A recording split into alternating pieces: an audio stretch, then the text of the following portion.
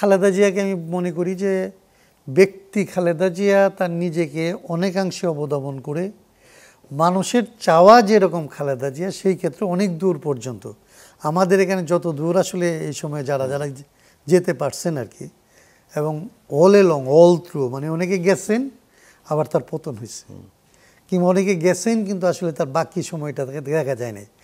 খালেদা জিয়া তো আসলে যে সময় থেকে রাজনীতিতে গেছেন তারপরে আজকে পর্যন্ত মানে তার মৃত্যুর আগ পর্যন্ত কিংবা ধরেন মৃত্যু পর্যন্ত দেখা যাবে উনি রাজনীতির ভেতরে আছেন, তার উত্থান হয়েছে এবং পতন হয়েছে। সেই জায়গায় আমি মনে করি যে খালেদা জিয়া বাংলাদেশের রাজনীতির জন্য যেই ধরনের ক্যারেক্টার বাংলাদেশের মানুষ পছন্দ করে, খালেদা জিয়া নিজেকে ওই জায়গায় অন্য অনেকের চাইতে বেশি পরিমাণে নিতে পারছেন। ব্যক্তি মানুষ হিসাবে আমার কাছে খালেদা জিয়াকে খুব দুঃখী মানুষ মনে হয়, দুর্ভাগা মানুষ মনে হয়। আমাদের দেশের মানুষেরা রাজনীতিবিদদের মানুষ হিসেবে আসলে বিবেচনা করে না। তাদের প্রত্যাশার কাছে আসলে যার কাছে প্রত্যাশা করতেছে সে যে একজন মানুষ, তার যে একটা ব্যক্তিগত জীবন থাকে, তার যে আসলে চাওয়া পাওয়া থাকে, তার যে দুঃখ কষ্ট থাকে, বেদনা থাকে, এবং তার জন্য নিজের জন্য সময় লাগতে পারে, একটা অবকাশ লাগে। আমাদের দেশের মানুষের মধ্যে এই সেন্সটা এখনো ডেভেলপ করে নেয়।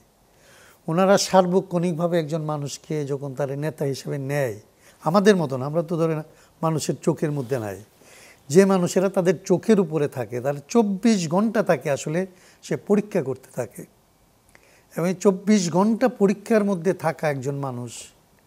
আমাদের দেশের প্রায় সমস্ত নেতা নেত্রী ওই দিক থেকে দুর্ভাগা।